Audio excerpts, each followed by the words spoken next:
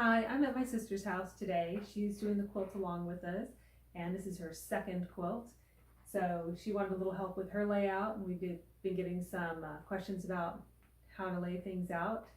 So I thought I would just kind of show you how I'm going to walk through her layout. So the first thing I had her do was throw all of her triangles in a box, shake them up, and just get them on the design wall. I think half the battle is just getting them up because editing's easier. Just like writing a paper, it's always easier once you have the words down to just edit than to try to compose. So same rule here, get them all up, then spend time editing. First thing you really want to consider is what color is your tree and how much does it stand out from your fabrics. In her case, she's going to pick one of these reds for her tree.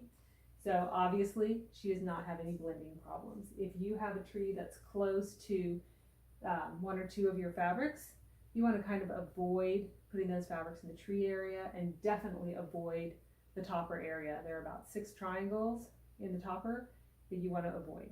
So that's the first thing to consider. After that, you're going to look for any clusters of color. I really don't like 2 triangles that are side by side. Like right here are 2 triangles side by side that are the same color or the same fabric. So I'm going to break those up, and it's just as simple as moving it. Actually, let me move it down here. And if they form diamonds, that for some reason doesn't bother me. I just don't like them when they're side by side. But that's a personal decision. For this quilt, I know my sister really wants more lights than dark colors. So those darks, which I would consider these, relatively speaking, are the darks, really add the sparkle to her quilt. Yours might be the opposite. You might have, like if you're doing a black and white quilt for the background, then you probably want mostly blacks with your white colors or your lighter prints being the sparkle that you're going to add. So you want fewer of those. And you kind of just want to make sure you have a sparkle throughout.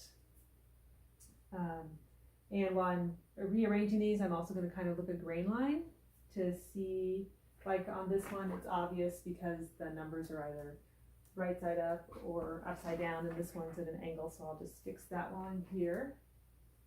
And I'll check that again when I sew. So I have some leftover triangles, which is always nice to have some things to choose from. And I'm going to try to incorporate some of the lighter fabrics and remove some of the darker ones. And then I know this is one of her favorites, so I'm going to try to get more of that in here. And look for clusters of dark. So like right here, these 3 in a row, that kind of bothers me a little bit, so I'm going to take one of those out. And then I have another double here, I'll take that out. And any, if you have blocks, like sometimes what'll happen is you'll end up with a big cluster of darks, so, or a big cluster of lights. So you just might want to break that up a little bit. And if you don't have extras, that's fine. You can usually just swap them around and everyone will find a home. So I'm going to put this one here. And this is, if I put a silver in here, then I'm going to have a cluster of silver, so I'm going to add a blue to that.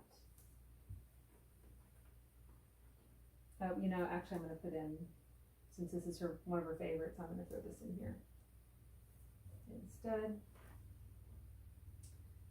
And I could put this here.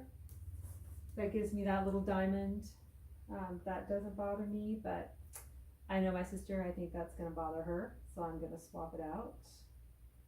And I'll just move it up here. I'm going to swap it out with this. See, now I've got that 3 triangles in a row that are the same. That kind of bugs me a little bit. So I'll move one of those out.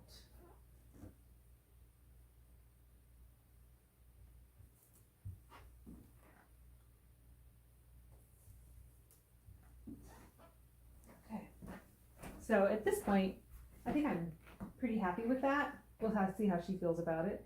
I might move out a couple of those solids again because I think I know she doesn't really like those, too much attention to the darks. So I might switch out a couple more. Remember, this is all gonna be broken up by the tree anyway. So yeah, really, you're just gonna get them up on a design wall, start moving them around. You wanna look for overall placement. If you have fabrics that are all basically one value, then you're just gonna be looking for sparkle. So just make sure, even if you have all one value, there's probably gonna be one or two outliers one way or the other, and you wanna sprinkle those throughout. If you have all bright prints, it's honestly not gonna matter. The cover of our pattern, I feel like, is kind of like that. So on that, I just wanted to spread them out. On the solid version that I did, I literally put everything in a box, shook it up, and sewed right out of the box. My only rule was I wasn't going to sew two of the same triangles together. So hopefully that helps, but that's kind of my thought process when I go to lay out the tinsel tree.